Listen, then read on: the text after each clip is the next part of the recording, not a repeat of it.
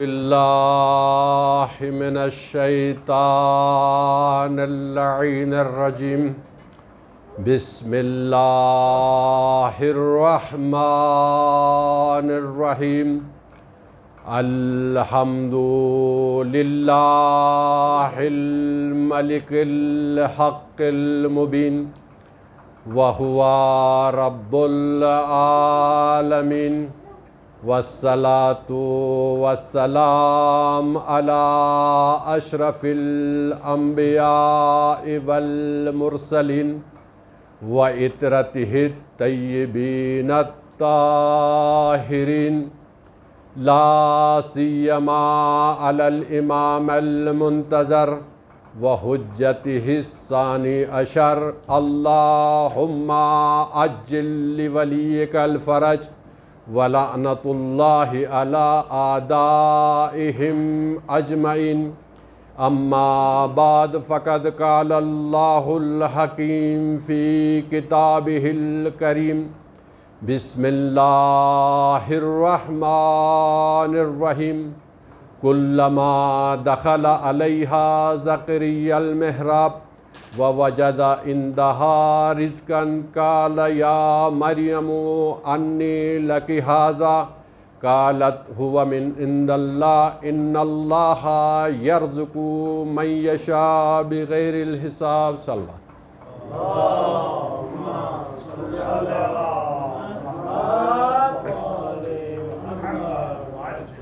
عزیزان محترم، معزز سامعین کرام، ماتمداران حسین، عزاداران سید الشہداء، سب سے پہلے میں اپنی کمائیگی علم کا اعتراف کرتے ہوئے چاہ رہا ہوں کہ کچھ معروضات آپ حضرات کے شاداب ذہنوں کے زیر نظر کر دوں۔ دامن وقت میں اتنی گنجائش نہیں کہ میں آپ حضرات کے سامنے کوئی مدلل و مفصل گفتگو کر سکوں، چونکہ آپ لوگوں نے دوسری مجالس میں بھی شرکت کرنا ہوتا ہے، لذا برنامہ مختصر ہوتا ہے، میں اپنے مختصر وقت میں انشاءاللہ تمام کروں گا۔ حضرت مریم سلام اللہ علیہا جب اس محراب حجرے کے بیت المقدس کے کچھ حجرے تھے، ان میں ایک میں حضرت مریم کو رکھا گیا تھا۔ زکریا علیہ السلام جو اس کے سگے خالو تھے، وہ ان کی نگرانی کیا کرتے تھے اور اس حجرے میں رکھتے تھے، اور جب باہر جاتے تھے تو تالا لگا کر کنجی حضرت زکریا کے ہاتھ میں ہوتی تھی۔ ظاہر ہے ایک مقدرہ ہے، مقدسہ ہے، مطہرہ ہے، اور عمر کی چھوٹی ہے، اور ایک اولی العزم نبی کی ماں بننے والی ہے، ابھی بنی نہیں ہے۔ تو کلما دخل علیہا زکریا المحراب، جب بھی زکریا علیہ السلام اس محراب حجرے میں داخل ہوتے تھے تو دیکھتے تھے ووجد عندہا رزقا، تو دیکھتے تھے حضرت مریم کے پاس کچھ رزق پڑا ہوا، کچھ پھل پڑا ہوا۔ تو زکریا علیہ السلام پوچھتے تھے قال یا مریم انی لکی ھذا، یہ رزق کہاں سے آیا، یہ پھل کہاں سے آیا؟ تو مریم سلام اللہ جواب دیتی تھی قالت هو من عند اللہ، یہ اللہ کی طرف سے ہے، ان اللہ یرزق من یشاء بغیر حساب، خدا جس کو چاہتا ہے بغیر حساب کتاب کے رزق عطا کرتا ہے۔ تو جیسے جیسے جب وضع حمل کا وقت قریب آیا حضرت مریم کے لیے، تو پھر ارشاد ہوا یا مریم اخرجی من البیت، مریم، یہ قرآن نہیں ہے، ابھی قرآن کی طرف میں آؤں گا، یا مریم اخرجی من البیت، مریم اس گھر سے نکل جاؤ۔ یہ بچہ خانہ نہیں ہے، یہ زج خانہ نہیں ہے، یہ خدا کا گھر ہے، مریم اس گھر سے نکل جاؤ۔ اب مریم کو خدا نکال رہا ہے، پیدا ہونے والا بچہ ایک اولی العزم نبی آنے والا، خود مریم کو قرآن گواہی دیتا ہے طاہرہ ہے، مقدسہ ہے، مقدرہ ہے، یہ ساری خوبیاں مریم کے پاس ہیں، اور خدا کہتا ہے یا مریم اخرجی من البیت، اس گھر سے نکل جاؤ۔ اس بی بی کو گھر سے نکال رہا ہے اور دوسری بی بی کو گھر کے اندر بلا رہا ہے، فاطمہ بنت اسد کو بلا رہا ہے۔ اور جب فاطمہ بنت اسد جب وضع حمل ہونے کے قریب ہوا تو بیت خانہ کعبہ کی طرف دوڑنے لگی، دروازہ بند تھا، خدا نے دیوار شک کی اور اندر جا کر مولا علی کی ولادت ہوتی ہے۔ تو پروردگارہ یہ دوہری نظریہ، دوہری پالیسی کہ ایک مقدس کو نکال رہا ہے، دوسری مقدسہ کو بلا رہا ہے، یہ ہماری سمجھ میں نہیں آیا۔ تو کوئی بھی حکیم کا کوئی بھی عمل حکمت سے خالی نہیں ہوتا ہے۔ اللہ کی نگاہیں یہ دیکھ رہی تھی کہ اگر عیسیٰ علیہ السلام کو مریم کو اس بیت میں یعنی گھر میں رکھیں، بیت المقدس میں رکھ کے عیسیٰ کی ولادت ہو جائے تو کل مسیحا یہ ادعا اور دلیل پیش کریں گے کہ خدا کا بیٹا نہ ہوتا تو خدا کے گھر میں پیدا نہیں ہوتا ہے، اس لیے نکال کے دلیل بنایا کہ بیٹا نہیں ہے۔ بنت اسد کو بلا کر دلیل بنایا، کل نصیری اسے خدا کہیں گے، اور یہ بتا دیا ایک ایسی جگہ میں پیدا کر کے لوگوں کو بتا دیا جو پیدا ہوتا ہے وہ خدا نہیں ہوا کرتا۔ بہرحال جیسے ہی علی علیہ السلام جب پیدا ہوئے تو اس دور میں رسم تھا، کوئی بزرگ آتا تھا اٹھا کے گھر کی طرف لے جاتے تھے۔ بہرحال کچھ عرصے بعد بیت خانہ کعبہ سے امیر المومنین علیہ السلام کو نکال کے گھر کی طرف لے جا رہے تھے تو وہاں کے کچھ بزرگوں نے آواز دیا، کہا کہ اے ابو طالب، یہ جو خانہ کعبے کی چابی آپ خاندان والوں کے پاس ہے تو اس کا مطلب نہیں ہے کہ آپ اٹھا کے لے جائیں، یہاں کا بھی کوئی رسم ہے، کوئی رواج ہے۔ کیونکہ اس دور میں ایک رسم رواج تھا، کہتے ہیں کہ ایک ایسا پتھر تھا جو بھی بچہ پیدا ہوتا تھا اس پتھر میں رکھتے تھے، وہاں سے ایک سانپ نکلتا تھا، اگر جو حلال زادہ ہے وہ دیکھ کے چلا جاتا، جو حرام زادہ ہے اس کو ڈستا تھا کہتے ہیں۔ تو مولا علی کے جو نا ورثاء نے کہا کہ کوئی بات نہیں ہے، ہم آپ کے اس سے رسم کو نہیں توڑتے ہیں، بچے کو رکھتے ہیں اس پتھر پہ۔ مولا علی کو جب اس پتھر میں رکھا گیا تو کچھ ہی ثانیے بعد وہ سانپ نکلتا ہے، نکلنے کے بعد مولا کی طرف دیکھتا ہے، مولا یعنی اس معصومیت کے ان ہاتھوں سے سانپ کے جو نا منہ میں ہاتھ پکڑ کے دو مطلب پھاڑ دیتا، سانپ کو دو حصے کر لیتا ہے۔ جب سانپ کے دو حصے کر لیتا ہے تو وہاں کے لوگ واویلا مچاتے ہیں۔ ایک ہمارے پاس ایک پیمانہ تھا، اس کو تو مولا علی نے پھاڑ دیا، اب ہمیں کیسے پتا چلے گا حلالی کون ہے حرامی کون ہے؟ تو کہا اس کا طریقہ آسان ہے، آج کے بعد جو علی سے محبت کرے گا وہ حلالی ہے، جو علی سے نفرت کرے گا وہ حرامی ہے۔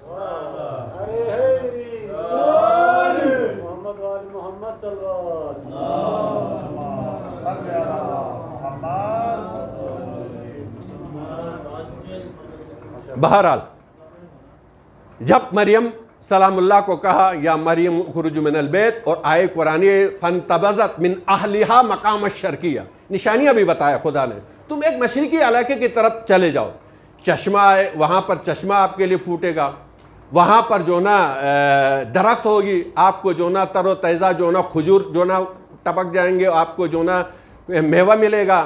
بہرحال یہ نشانیاں جب بتایا تو اسی نشانیوں کے تحت مریم چلی گئی۔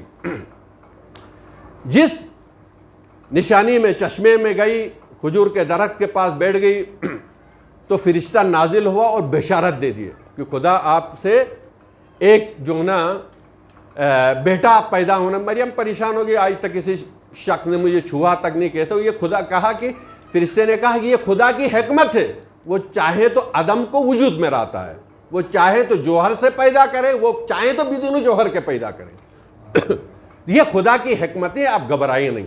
بہرحال بچہ پیدا ہوا، اب خدا نے کہا مریم کو، جس طرح قرآنی آیت ہے وَحُزِّي إِلَيْكِ بِجُزْءِ النَّخْلِ تُسَاقِطْ عَلَيْكَ رَطْبًا جَنِيًّا، مریم اس درخت کو تم اب ہلاؤ، جب ہلاؤ گے تو تمہیں جو نا تر و تازہ کھجور ٹپکیں گے۔ اب کھجور کا جو موسم ہو وہ گرما میں ہوا کرتا ہے، جاڑے میں کھجور نہیں پکتا ہے، لیکن خدا نے اس جاڑے میں سردی کے موسم میں مریم کے لیے کھجور آمادہ کیا۔ آمادہ کرنے کے بعد کہتا وَحُزِّي إِلَيْكِ بِجُزْءِ النَّخْلِ تُسَاقِطْ عَلَيْكَ رَطْبًا جَنِيًّا، یعنی تم جب اس درخت کو ہلاؤ گے کھجور کے تنوں کو ہلاؤ گے تمہارے اوپر جو نا تر و تازہ کھجور ٹپکیں گے۔ تو اب مریم کہہ رہی کہ اے بغیر موسم کے پھل پیدا کرنے والے میرے پروردگار، جب تو نے بغیر موسم کے پھل پیدا کیا تو گرا بھی دے، یہ ہلانے کی شرط کیوں رکھتے؟ خدا کہتا ہے کہ تم حرکت تم کرو، برکت میں دوں۔ صلوات بھیجے محمد والے۔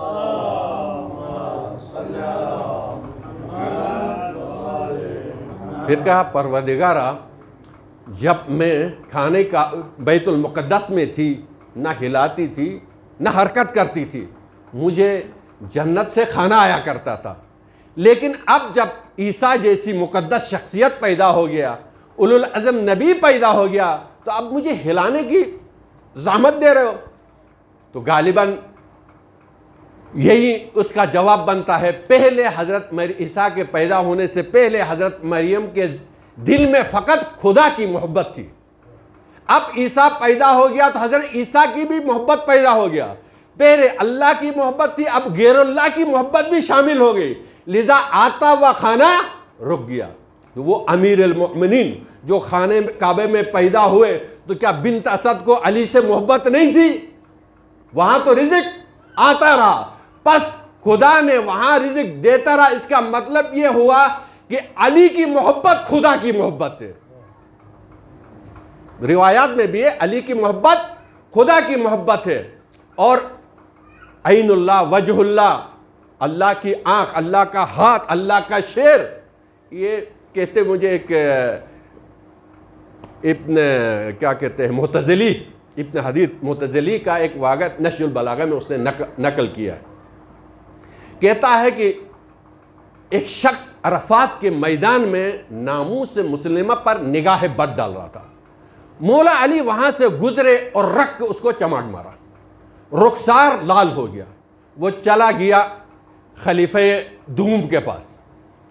خلیفہ دوم کی حکومت تھی، خلیفہ بعض کہتے ہیں کہ اتفاقاً ملا تھا، بعض کہتے ہیں چلا گیا، بہرحال جو بھی ہو، لیکن یہ ہے کہ یا گزر رہا تھا، خلیفہ دوم نے دیکھ لیا، کہا اے شخص یہ تیرے رخسار کو کیا ہوا؟ کہا مولا علی نے تھپڑ مارا۔ تو کہا کہ جو نا مولا علی کو بلائیں، کیوں آپ کو تھپڑ مارا؟ تو علی بھی وہاں سے گزرے، تو کہا کہ یا علی آپ نے اس کو تھپڑ مارا؟ کہا خلیفۃ المسلمین میں نے اس شخص کو تھپڑ مارا، وہ اس وجہ سے مارا کہ حج کے موسم میں میدان عرفہ میں یہ شخص ناموس مسلمہ پر نگاہ بد ڈال رہا تھا، مجھے برداشت نہیں ہوا۔ تو اب خلیفہ دوم نے امیر المومنین کے سر کی طرف نگاہ کی اور پیر کی طرف نگاہ کرنے کے بعد یہ جملہ کہا، نہج البلاغہ میں ضبط و ضبط ہے، کہا رعاک عین اللہ ولطمک ید اللہ، اللہ کی آنکھ نے دیکھ لیا، اللہ کے ہاتھ نے تجھے مارا، میں کیا کروں؟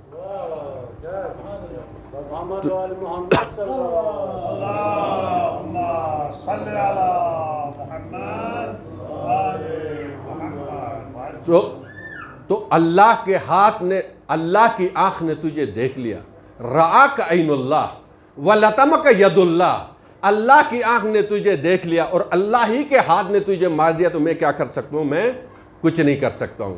تو اسی وجہ سے حضرت فاطمہ بنت اسد کو کھانا آتا رہا۔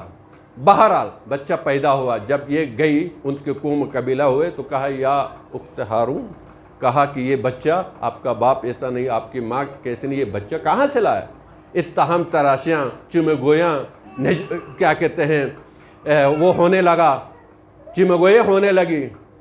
تو پھر جو نا کہا کہ اس بچے سے ہی پوچھو، اشارہ الیہ، اس بچے سے پوچھو۔ تو انہوں نے کہا کیف من کان فی مہدی صبیا، کہا کہ ہم کیسے بات کریں گے جو بچہ گوہارے میں ہے؟ اس وقت حضرت عیسیٰ بولنے نہیں لگے، جب کہا کہ ہم کیسے بات کریں گے جو بچہ بھی گوہارے میں، پھر حضرت عیسیٰ بولنے لگا، انا عبداللہ، میں جو نا خدا کا بندہ ہوں اور اللہ کی طرف سے میں نبی بن کے کتاب لے کے میں آپ لوگوں کے پاس آیا ہوں۔ تو وہ شرمندہ ہونے لگے، ظاہر ہے گوہرے کا بچہ، پہلے کہا ہم کیسے بات کریں گے جو بچہ گوہرے میں، تو گوہرے کا بچہ جب بولنے لگا تو ان کا منہ بند ہو گیا اور وہ وہاں سے پلٹ کے چلے گئے. صلوات بھیجے محمد والے.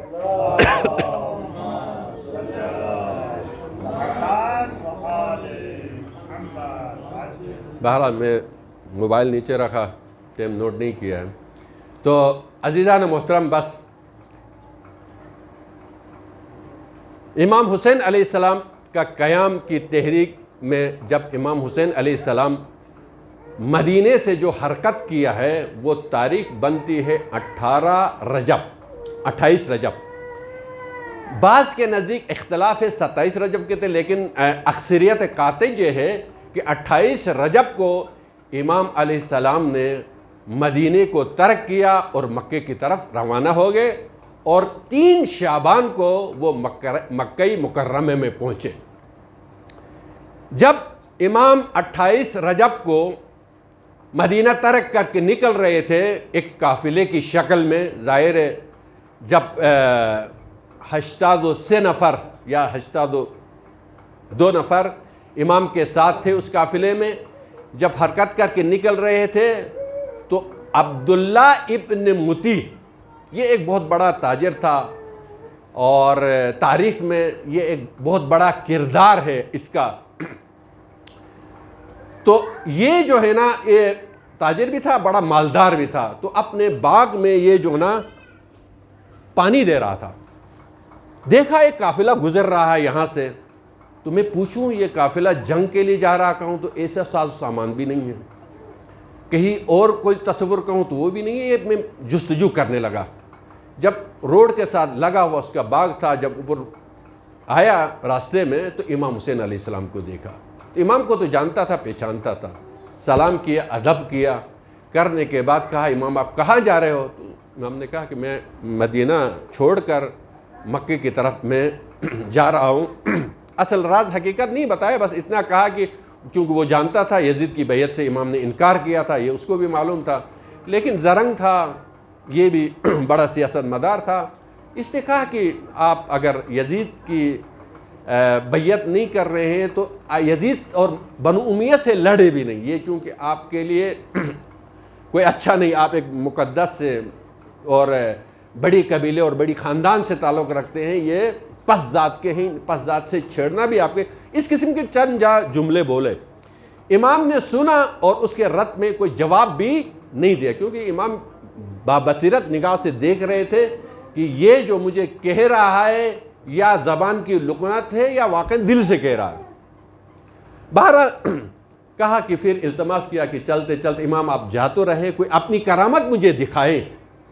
کہا کہ کیا چاہتے ہو؟ کہا کہ میں نے یہاں محنت کر کے کنواں کھولا ہے، کنویں کے اندر جو نا کھارا پانی آ رہا ہے اور فشار سے نہیں آ رہا، پانی بھی کم آ رہا ہے. امام گھوڑے سے اترے اور کہا کہ ڈول سے آپ مجھے پانی لاؤ. امام کو اس نے جو اس کھارا پانی کو ڈول سے لایا، امام نے اس پانی میں مزمزہ کیا. مزمزہ کرنے کے بعد دوبارہ اسی کنویں کی طرف پھینکا، تھوکا. وہ پانی جوش بھی آنے لگا اور جو نا میٹھا بھی ہونے لگا. دیکھو امام جہاں تھوکتا ہے تو پانی میٹھا ہو جاتا ہے، پانی جوش مارتا ہے، اور جہاں امام بوسہ لگائیں تو اندازہ لگائیں اس کی کیا کرامات ہے. تو یہ امام کا شکریہ ادا کرتا ہے. تو پانی بھی اس کو میٹھا مل گیا، جوش بھی آنے لگا، بہرحال دعائیں دینے لگا. امام نے کہا قبول کیا، چلے. یہ تاجر آدمی تھا. پھر جو ہے نا یہ تجارت کے لیے کوفہ جا رہا ہے. کوفہ میں ادھر سے امام جب کوفے کی طرف جا رہے ہیں، پھر راستے میں عبداللہ ابن متی سے ملاقات. یہ عبداللہ ابن متی کا بیٹا ہے، متی ابن اسود کا بیٹا ہے. یہ صحابی برجستہ رسول ہے، اور سنیوں کے نزدیک اس کی روایات بھی بہت ہیں، اور خود عبداللہ ابن متی کی بھی بعض روایات نقل کرتے ہیں. تو یہ فرماتا ہے کہ یا امام آپ کوفے کی طرف نہ جائیں، یہ جفا کش قوم میں آپ کے ساتھ وفا نہیں کریں گے، یہ ہے وہ ہے، اور خود امام کو منع کرتا ہے، خود تجارت کے لیے کوفہ جا رہا ہے. تو امام نے بھی اتنا ٹائم نہیں دیا، کہا کہ ٹھیک ہے آپ کی اپنی باتیں اپنی، اس میں اپنے ارادے اور اپنی حکمتیں اور جو مجھے جو نا میرے نانا نے مجھے جو بتایا اس پہ میں چلتا ہوں اور اسی پہ میں عمل کرتا ہوں. بہرحال یہ شخص جو ہے نا، چونکہ شیعہ تو یہ تھا ہی نہیں، یہ عثمانی مذہب سے تعلق رکھتا تھا. حالانکہ شیعہ لفظ لغت میں پہلے سے، اسلام سے پہلے سے بھی، رسول خدا سے پہلے سے بھی شیعت کا لفظ عربوں میں نافذ تھا. بعد میں پھر قرآن میں بھی شیعہ بہت ساری آیات میں آیا ہے، لفظ شیعہ آیا ہے. بعد میں رسول خدا نے حدیث کی شکل میں بھی شیعہ لفظ استعمال کیا، جیسے مولا علی کے یا علی انت و شیعتکم الفائزون. یہ مولا علی نے، یہ امام حسین حضرت محمد مصطفیٰ صلی اللہ علیہ وسلم نے، رسول خدا نے یہ استعمال کیا حدیث کی شکل میں مولا علی کے لیے. لیکن یہ شیعہ لفظ نہ اس لغت کی وجہ سے شیعوں کو شیعہ کہا گیا، نہ قرآن کی وجہ سے شیعوں کو شیعہ کہا گیا، نہ رسول کی اس حدیث کی وجہ سے شیعوں کو شیعہ کہا گیا. یہ کب شیعہ اور سنیوں کا وہ ہو گیا؟ جب قتل عثمان ہوا تو قتل عثمان میں دو گروہوں میں تقسیم ہو گئے، ایک شیعہ عثمانی ہو گئے، ایک شیعہ علوی ہو گئے. وہاں پر حتیٰ کہ لوگ پوچھتے تھے من شیعتو، آپ کس کے شیعہ ہیں؟ یعنی علی کے شیعت علی یا شیعت عثمان، علی کے شیعہ ہیں یا عثمان کے شیعہ ہیں، اس طرح سے معروف تھا. یہاں پر بالکل ہی یعنی پررنگ ہو گیا شیعت، یہاں سے جو ہے نا شیعوں کی مطلب وہ ہو گئے. تو یہ شخص جو ہے نا عثمانی مذہب کا، عثمانی مطلب اس گروہ سے تعلق رکھتا تھا. لیکن بعد میں یہ شخص جو ہے نا زبیریوں میں سے ہو گیا، بعد میں زبیریوں میں سے ہو گیا اور زبیر کہ اس تحریک میں چلا گیا جو مطلب یزید کے مرنے کے بعد، اس کے واصل جہنم ہونے کے بعد عبداللہ ابن زبیر نے بعض علاقوں میں قبضہ کیا اور